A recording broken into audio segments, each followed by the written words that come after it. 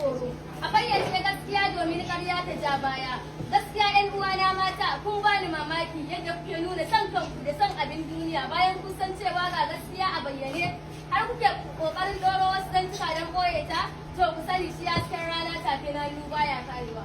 Shugaban muhawara, alƙalin muhawara, shugaban makaranta, malamai na 'yan uwana ɗalibai maza da mata, ina sallama a gare ku sannan ina miƙo gaisuwa ta.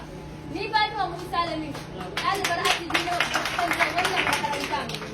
Na tsaya ne a nan da ƙarfin gwiwata domin in goyi bayan a soke lefe shi ya fi alkhairi. Wannan fayyatacciyar gaskiyar tawa nake cewa a taƙaice ma wai menene lefe?